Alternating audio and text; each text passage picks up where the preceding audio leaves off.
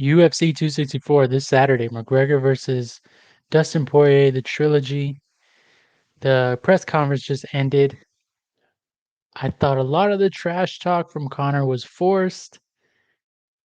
I know some people like to talk about who won the press conference and whatnot, but honestly, you wouldn't say it by all the cheers and whatnot for McGregor because, I mean, that's how it is all the time. But I was kind of embarrassed for Conor McGregor. It just didn't feel the same. It felt forced.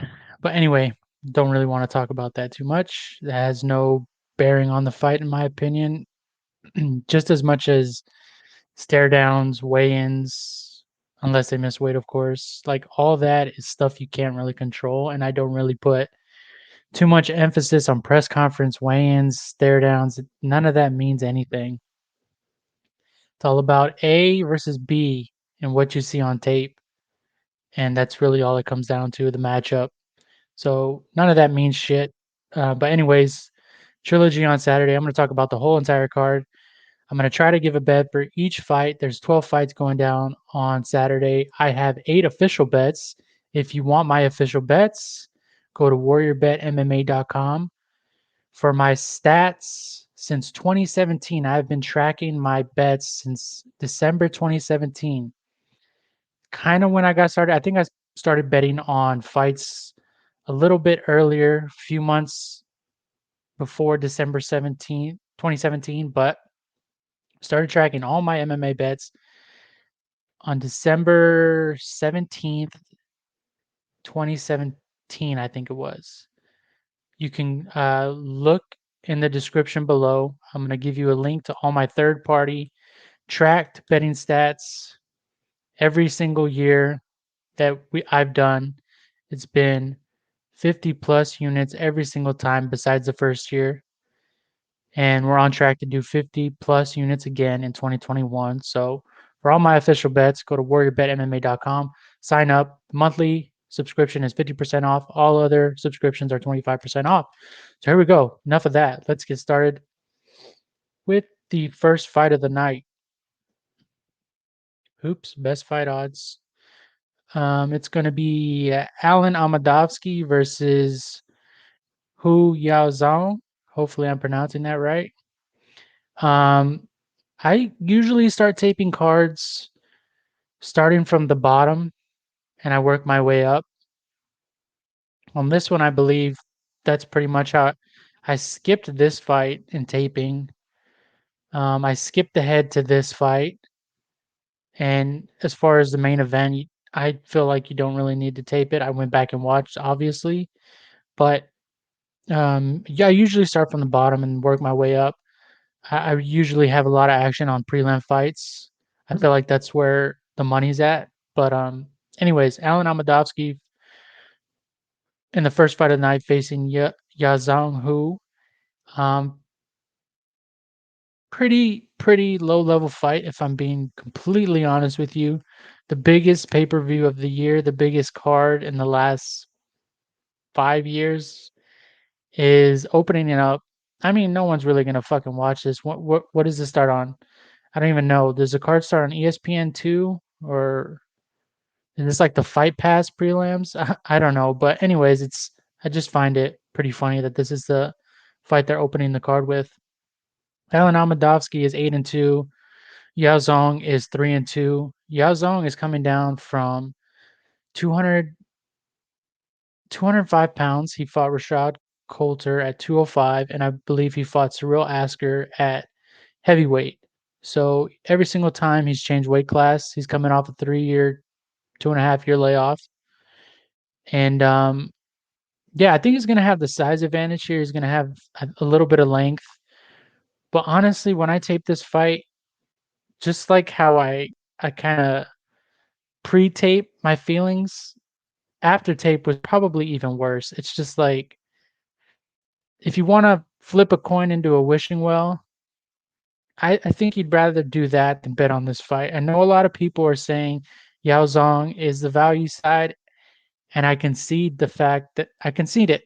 Like I can, after all is said and done, I think Yao Zong at plus like 120 or plus 150, whatever you got it at. I believe that's he has a strong chance to make that look like value. But at the end of the day, you're betting a bad fighter against another bad fighter. That's really what it comes down to. You can talk about his Instagram photos. You can talk about him training at the PI. You can talk about how he looks great at 185. But at the end of the day, you're betting a bad fighter versus a bad fighter. Now, I understand you got to look for value, you got to find value spots, and you bet accordingly. But like I said, throw a quarter into the wishing well. Don't bet this fight, guys. This is bad versus bad. And that's simply what it comes down to. When I was taping this fight, fun fact for you, um, favorite technique for Yao Zong, I believe it was in his debut they mentioned this. Standing guillotine is his favorite technique, guys. That is all you need to know about Yao Zong. I know he's 23 years old, 26 years old. He could be making improvements. Alan Amedovski hasn't really shown much in the UFC. I mean, he got his ass beat by Jocko, but we all expected that. Jocko was like minus 400 going into that fight. And I will say, horrible mindset, horrible game plan going into that John Phillips fight. The one way John Phillips is going to beat you is if you give him the kind of fight Alan Amedovski gave him. And it's just like, what the fuck are you doing, dude? Like, I was like, I don't understand. Like, we haven't seen much of Amedovski. We have seen more of Yao Zong. But just because we've seen more of Yao Zong doesn't mean that I want quality over quantity. And even though we've seen more quantity of Yao Zong, that doesn't mean it's quality. People are picking a few bright things here and there from Yao Zong, but he's never fought at 185, coming off a 2.5 year layoff. This is a shit show. That's what it is. And yeah, I say you skip this fight. I say you skip this fight. I said I was going to give you a bet for every fight, but I honestly don't think I have a bet for you guys here in the first fight of the night. Skip it. Wait for the next fight. Wait for Brad Tavares versus Omari Akhmedov. Wait for Jennifer Maia, Jessica I, whatever. Just just skip the fight. Okay, Zelga Zhumagulov versus Jerome Rivera. Um, honestly, I know Rivera isn't much, but Zhumagulov, I feel like he fights to the level of his competition. So I think Paiva is a perfect example. Paiva, I think, has a lot of potential, and he's a fairly good 125er. And I believe they went to split. And we had Zhumagulov. Zhumagulov fought. Who else did he fight in the UFC? Amir Albazi. He made Amir Albazi look really good. He's gone to split with Ali Bagutinov, former UFC fighter. He went to majority decision with Tiger Ulanbekov. Ulanbekov is very good. But at the end of the day, like I said, I feel like he fights to the level of his competition. Both fights in the UFC, I was largely unimpressed. Like I said, Jerome Rivera is nothing to write home about, but I think volume and length could be a big issue here. Um, in the Raulum Paiva fight, Zumagulov waited an entire round in the first two rounds to take Paiva down. Before that, the striking was super close. It was a 50-50 round. He waited to the last 10 seconds in both rounds to go in and try and put a stamp on the round. I think if you wait around and you consistently wait around, you're going to let fights slip away from you. And you're, in turn, it's going to make for a close fight. And I know, like I said, Jerome Rivera is 0-3 inside the UFC. He probably shouldn't even have won his Contender Series fight, but at least he throws volume. And if you made an argument for Zumagulov inside the distance, I don't know what the fuck you watched on tape, but historically the guy is not a finisher. He doesn't finish fights. It's 125 pounds, and yeah, I don't see a finish happening in this fight. I think it's going to decision. And like I said, Zumagulov just fights too close, and he fights at the level of his competition. And I think you're in for a sweat if Zumagulov doesn't approach this fight with a grapple heavy game plan. It's going to be a close fight on the feet, and I'm going to favor the volume Jerome Rivera. He has the length. I talked about his length, but he does not know how to use his reach. He does not know how to use his length. So forget what I said there. But yeah, I think this is going to be a close fight, and I think um, Jerome Rivera is probably a decent underdog because, like I said, I don't see him getting finished. If he gets finished, the bet's going to look like total shit, and obviously he never had a chance if he's going to get finished. But I don't think he's going to get finished. And I think Rivera by decision is a very, very decent stab. Instead of betting one unit on Yao Zong, go ahead and just throw it on Rivera by decision. I think that's the better bet.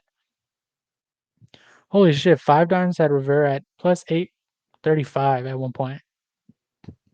That's fucking stupid. But anyways, if you can get plus 500 for Rivera by decision, take that. I think it's going to be a very close fight.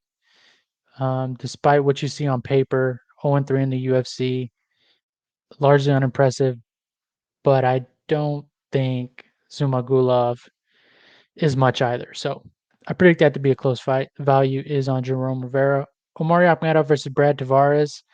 That's a very fun fight. Omari Akhmedov versus Brad Tavares at 185. Brad Tavares is coming off a win against Antonio Carlos Jr. Akhmedov, is he coming off a loss to Chris Weidman? I believe no, a win on against Tom Breeze. Yeah, largely I think Brad Tavares has the wrestling chops to keep this on the feet, and I favor him on the feet, but not by a wide margin.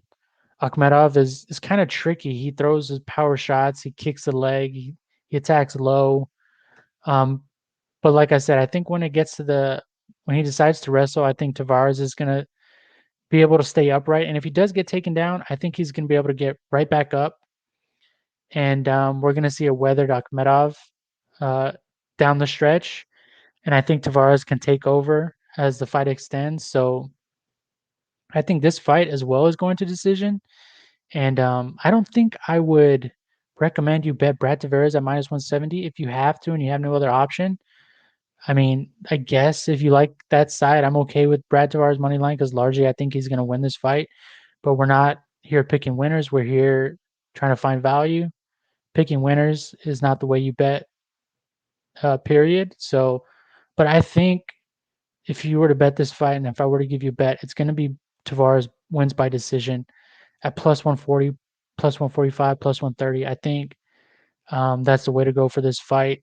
He's going to defend the takedowns and outstrike Akhmedov over the course of 15 minutes to grab a decision win.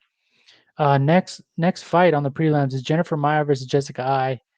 I've got sucked into so many Jessica Eye fights, it's not even funny. I am 0-2 in her last 2 fights. I bet against her in the Calvillo fight. I believe she missed weight. There were some rumors that she had a terrible weight cut, and I don't know what. Sounds like excuses to me. I get it. And then she went on to lose against Collarwood. I bet her there too. I continue to get trapped on Jessica Eye fights. It's really what it comes down to. I watched that Araujo fight, and I hold Araujo in such high regard that I watched that fight, and I'm just like, God damn, Jessica Eye, like she brought it that night. And I watched that fight, and it makes me believe something that's not there. And I believe she can do it again here against Maia. I think you're fucking crazy betting Jennifer Maia at minus 185, minus 200. I really do think you're fucking crazy. I think you're wiki capping. You're like on paper, obviously Maia should win, but when it comes down to it, you put in the work. I think you're fucking crazy if you watch tape and you think you should bet Jennifer Maia here. I think if Maia lands a good shot in the first couple of minutes, I think it can probably freeze Jessica Eye. She lands her power shots, but I think the volume is on the side of Jessica Eye. I think the forward aggression is on the side of Jessica Eye. I think also versatility is on the side of Jessica Eye. So it's just like all that considered, I just don't see how you can bet Jennifer Maia at minus 200 here. I think the clear side is Jessica Eye at plus 160 and Jessica Eye by decision at plus, oh my God, holy shit, plus 210, plus 250. If you can get plus 250, that is without a doubt the right bet in this fight. I just think she has more volume, she has more versatility, and I think she's getting overlooked here again. And I get it. Her last two fights, Calvillo, she looked like absolute dog shit. Calderwood had all the answers inside the clinch and in close quarters, but I don't think Maia can do what Calderwood did. And I truly believe Jessica I was not Jessica I the night she fought Cynthia Calvillo. So moving on, this I didn't even waste my time with this fight. Honestly, I can't stand Trevin Giles and the way he fights. Um, I completely skipped taping this fight, to be honest with you. Like, if if you can get I don't even know how to say his name. If you can get this guy at an underdog price, that's probably what I recommend. I don't ever recommend betting Trevin Giles. If there's a minus in front of that number, by his name. That's all it comes down to. I can't stand the way this guy fights. No sense of urgency. He's technical. He fights pretty. Cool. But I do not want to have my hard-earned money on Trevin Giles. Simple as that. Ryan Hall versus Ila Pouria. This is a really good fight. 145. Ryan Hall hasn't had a fight in I don't know how long. People are ducking him. People don't want to fight Ryan Hall. People don't want to get their knees and their ankles and their fucking limbs snapped in half. That's really what it comes down to. But on the other hand, you got this young, hungry Topuria who says Ryan Hall is average. We can start in the 50-50 leg lock position on the ground, and I'd be okay. All the vibes I'm getting from this guy, and not just that, not just what he's talking about in his pre-fight interviews, his style, his aggression on tape, it it it goes with what he's saying. Like, he's exactly the kind of fighter he says he is. He's gonna go forward, he's gonna hunt your body, and he's gonna look to go upstairs if you don't go down with the body shot. It's that simple. So I think Topuria is gonna come out aggressive. I think he's gonna go to the body of Ryan Hall. I think he's gonna piece him up on the feet. If you give Ryan Hall no space, how's he gonna throw those kicks on the feet? As far as boxing is concerned, what boxing? Ryan Hall doesn't have any boxing. If you give him his space and you fight him scared, you're probably not going to win that fight. It's as simple as that. Topuria is not going to give him space. Topuria is going to come in and be aggressive. Only thing with that is I think that lends itself into Ryan Hall's game also in a way. That leg lock game, the way he drops down for those leg locks, and those leg locks are fucking serious. Um, I know I said I like Topuria has that mindset and aggressiveness, but I think he's in for a surprise if he's really, really that confident and he's going to go down on the ground with Ryan Hall. I don't think he's going to do that, but like I said, if you're over aggressive, you're going to fall right into a leg lock. And Ryan Hall, they don't call him the fucking wizard for nothing, guys. So this is a really fun fight. I think it's going to be violent, or it's going to be a swift leg lock submission because Ryan Hall is no fucking joke. So what I recommend you do is you bet the under 2.5 rounds and you watch Topuria go out there and be his violent self, or you're going to see the master at work, the master of the ground, the wizard Ryan Hall get a submission. Um, yeah. Next fight of the night is going to be Nico Price versus Michelle Pejera. Really fun fight. This is probably the best fight on the prelims. Michelle Pereira, we all know what this guy does. He goes out there, he wants to put on a show, and he's if you don't make him uncomfortable, you don't make him back up, it's going to be tough to beat this guy. You go back and watch that Chaos Williams fight. Honestly, that fight comes down to, I think, in my opinion, is the fact that Chaos Williams was a counter fighter himself. Pereira is a counter fighter as well, but he needs his space to operate. So it was kind of hard when Pereira's throwing his strikes and Chaos Williams is pressuring, but trying to just counter. Nico Price, on the other hand, defensively vulnerable and is willing to throw. He's not going to wait for Michelle Pereira to throw whatever he wants to throw. Like I said, Nico Price is not the guy to give you space. Nico Price is not the guy to give you the best fight you want. Nico Price is going to get in your face, He's going to make you uncomfortable, and he's going to make this a dogfight because that's how Nico Price wins fights.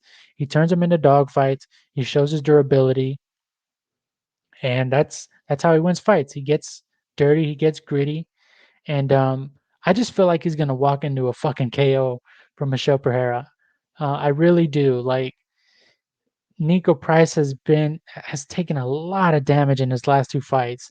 Let me try to pull it up real quick, but I had it written down in my notes. I don't really want to go through those right now. I have a lot of fucking notes. It's probably gonna take forever to find them. But there was some crazy stat about Nico Price and the amount of shots he's taken in his last two fights. Okay, took 130 significant strikes versus Vicente Luque. Took 113 versus Donald Cerrone. I'm sorry, but one significant strike from Michel Pereira means good night for you. You do not take 130 strikes from Michel Pereira. You do not take 113 strikes from Michel Pereira. One of those strikes in the first round means you're going to fucking sleep. I know he historically is very durable, but he's lost via knockout in round one to Razak Hassan. He lost to Vicente Luque back in 2017. He lost to Jeff Neal via punches in 2019. He's taken a lot of damage in his last two fights. And I just don't think durability is going to get by with a guy like Michel Pereira. And I think an absurd line in this fight is Michel Pereira via KO. You can probably take the under 2.5 rounds as well, because if Nico Price somehow does survive the onslaught early, and it does turn into a gritty war, grindy type fight, I think Nico Price down the stretch can take over. And I think as the fight extends, it's gonna favor him. But Michel Pereira via KO at plus 245, plus 260 is fucking insane. It just doesn't make sense to me. I mean, how else is Pereira going to win? Is he going to win a decision? Is Nico Price going to give him his distance? No, he's not. He's not going to give him any space. So it's KO, dude. This is the spot for this fight. I'm really convinced that Nico Price is going to walk into something huge, and he's going to be sleeping on the mat in the first 5 minutes. And I just think that line is absurd. Next fight, Max Griffin, Carlos Condit. I know a lot of people are on Max Griffin here, but honestly, I'm just as unimpressed with Max Griffin as I am Carlos Condit. That's just what it comes down to. Like, if Griffin attempts like 5 takedowns, he's gonna look like a real big favorite for sure. But I mean, is he gonna finish Condit on the mat?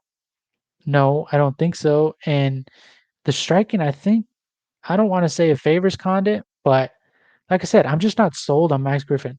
I'm not sold on Carlos Condit either. His last two wins, he's on 2-fight win streak. Cool, that's fine. But come on, Matt Brown and a hesitant, timid Court McGee. I don't rate those two wins. I think Carlos Condit is obviously on the tail end of his career. So honestly, I don't know, man. I think minus 195 could look like value if you told me that Max Griffin was gonna grapple Condit pretty heavily, but I don't trust him to. And on the feet, like I said, I can see it being a close fight. So I think this fight's going to decision as the line reflects. Over 2.5 is minus 210. Um, I think you can play Griffin by decision. If you're going to play Max Griffin, play him by decision. I don't think he's going to finish Carlos Condit. When was the last time Carlos Condit got fucking finished? I don't fucking remember. But it's not going to happen here. I'll tell you that much. So I guess Max Griffin by decision. You can also play Carlos Condit by decision because, like I said, it's going to be a close fight. And I don't trust Max Griffin to get off on grappling or any offensive takedowns. Maybe he'll get a few, but holding him down, I don't think very likely. I don't think he's going to win the fight that way. So Max Griffin by decision or Carlos Condit by decision. I think those are two good ways you can attack that fight. Next fight of the night, we have Sugar Sean O'Malley versus Chris Moutinho. Sean O'Malley wants easiest opponent on the biggest fight of the year, biggest fight card of the year. I mean, I don't blame him. I don't blame the guy. but don't put on this fucking tough guy act like you were gonna fight whoever the fuck on a couple days' notice. Like, stop that. Like, I'm ready for Sean O'Malley to get his ass whooped. The whole undefeated thing just fucking gets to me. Like, don't get me wrong. I think the kid has skills. He has really, really good skills striking. And like at this point, why is Sean O'Malley fighting guys like Chris Moutinho? Why in the first place is Sean O'Malley accepting fights against Louis Smolka? That's the bigger question. You could talk about, oh, well, his opponent pulled out on 10 days notice. What do you want him to do? Not accept the fight against Luis Smolka. Who the fuck? Why is that the fight he has next? Why did he even agree to that fight? You want to know why? Because he knew he was going to knock the fuck out of Luis Smolka on a Conor McGregor pay-per-view. And he didn't accept the Ricky Simone fight because he wanted Chris Moutinho and he wants to knock him out on a McGregor pay-per-view. That's all there is to it. Quit taking easy fights, dude. The under 1.5 is going to cash here. Sean O'Malley's going to knock this kid out. I know he's saying round 2 knockout, but Chris Moutinho is a dog and he's going to try and make this a dog fight, but he's going to get knocked out trying to do so. So under 1.5 rounds, that's the fucking play. You can parlay fight doesn't go to decision or under 2.5 rounds. I think it's a very safe play. So next fight we have Irene Aldana versus Yana Kunitskaya. Make this pretty simple. Yana Kunitskaya is the kryptonite to Irene Aldana. She's gonna make this a dirty, grimy clinch type fight, and she's not gonna give Aldana her best path to victory, which is give her some space and let her strike, let her get off on the strikes. And even if she does, I think Yana Kunitskaya is very competent on the feet to be okay long enough to back Irene Aldana against the cage, try and take her down, hold her in the clinch, strike from the clinch. I honestly think this is Irene Aldana's kryptonite type style of fighter, and it's Yana Kunitskaya. I think the line is completely wrong here. I think Yana Kunitskaya should be the favorite here, and that's the bet I recommend you take. Next fight of the night, we have Tai Tui Vasa versus Greg Hardy. Another fight where I think the line is off. I think Greg Hardy should be the favorite here. I know Greg Hardy's last performance was pretty embarrassing, and a lot of people are probably they look at that fight and it's like, what the fuck? I'm not going to bet this guy. But guess what? Tai Tuivasa is a basic ass striker. He's not going to take Hardy down, which that's how you beat Greg Hardy. You take Greg Hardy down to beat him. You give him a striking fight. That's his best chance to win. Athletically, Greg Hardy's better. He's faster. He's more evasive. I think really what this fight comes down to is Tai Tuivasa kicking his calf. If Greg Hardy's not expecting a calf kick, he's not gonna fucking win this fight. If Greg Hardy knows and he tapes his opponents and his coaches are doing their jobs, he's not gonna lose this fight. All you have to do is avoid the calf kick of Tai Tuivasa and you beat this fucking guy. Tai Tuivasa is not gonna get a takedown. Tai Tuivasa is unimpressive everywhere. And Greg Hardy's the more athletic, faster fighter, more evasive. He could box Tai Tuivasa's face off. That's what it comes down to. Avoid the leg kick, you win. Greg Hardy looks like a minus 300 favorite in hindsight. That is the bet. Plus 150 on Greg Hardy is just fucking stupid. Next fight at night, we have Gilbert Burns versus Stephen Thompson. Guess what? Stephen Thompson, you're in for a dogfight. Gilbert Burns is not going to give you your space. Gilbert Burns is going to clinch up. Gilbert Burns is going to try to take you down. Gilbert Burns is going to try to implement his jujitsu. Go back episode 1 of Embedded. I believe Gilbert Burns is with his conditioning coach and his strength and conditioning coach, and he says it himself. It's BJJ versus Striker. I trust Gilbert Burns knows that he cannot win this fight striking. He's going to take away the space. He's going to look to edge off. He's going to look to back Thompson in a corner. He's going to look to take him down. He's going to look to implement his best path to victory, and that's his jujitsu. And guess what? Stephen Thompson is 38 years old. I know on paper his takedown defense is really good, but he hasn't faced a takedown in I don't know how the fuck long. It's been a very long time since he fight a decent grappler, and I just like Gilbert Burns' money line here. I think Gilbert Burns is going to have success in this fight, and I think he's going to come with the right mindset, and I think he's going to win this fight, guys. Gilbert Burns plus 137 is what I recommend. Now, the main event of the evening, I mean, I haven't been too extended with any of these breakdowns. That's not really what this is. I'm not going to sit here and fucking talk to you for 10 minutes about one fight. And I'm not going to talk to you 10 minutes in this main event either. I know everyone can't wait for this fucking fight, but I'm here to give you fucking bets. What I see on tape, when I'm done breaking down this tape, this is what I fucking see. And just like kind of similar to the Greg Hardy versus Tai Tui Vasa fight, in a sense, not particularly, but Conor McGregor better be light on his feet for this fight. I know a lot of people were talking about how everyone loves to talk about the calf kick and talk about how that was the demise of Conor McGregor, but it really wasn't. Yes, it fucking was. That's what it comes down to. Conor McGregor is light on his feet. He avoids the calf kick.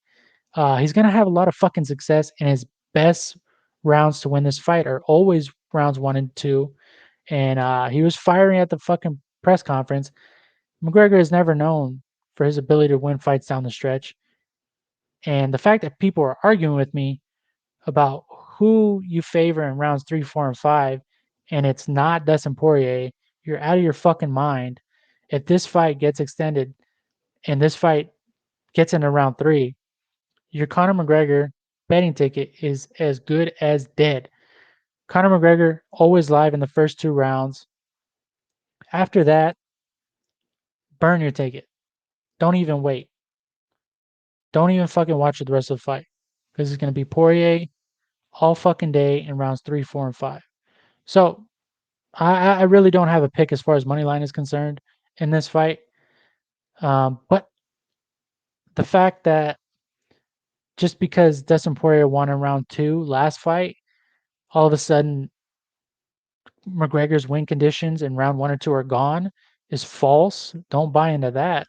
If you like Conor McGregor here, I think you can get an even better number on the under 1.5 rounds. Fight doesn't start round 2 is another good.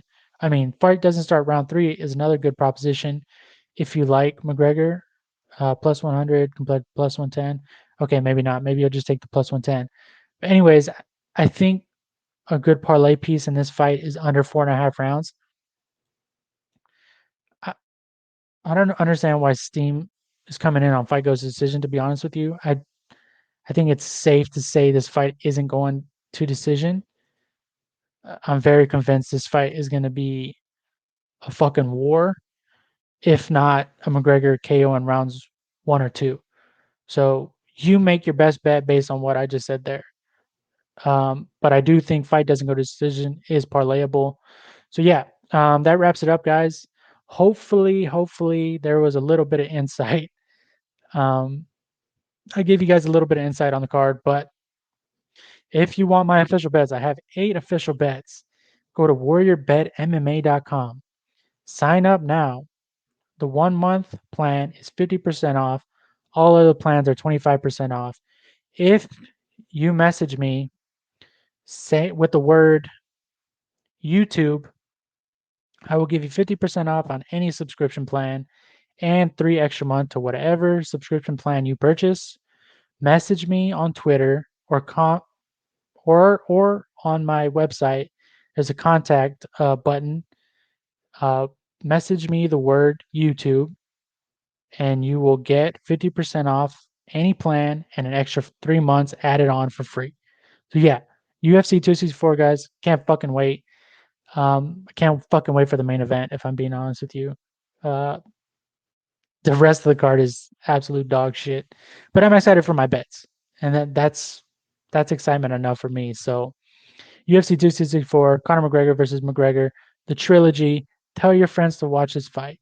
If your friends have never watched MMA, show them the countdown. Show them the lead up. Show them the press conference. No, don't show them the press conference. Show them the countdown. Tell them how important this fucking fight is to one of the most polarizing, notorious MMA fighters in the UFC history. If this guy loses, if McGregor loses here, he is done. This is a must win for McGregor. It really is. Tell your friends to tune in. If they never watch MMA, this is the fucking main card for them to be watching. So I hope you guys enjoy. Hopefully, I gave you a little bit of information and a couple of bets of cash. So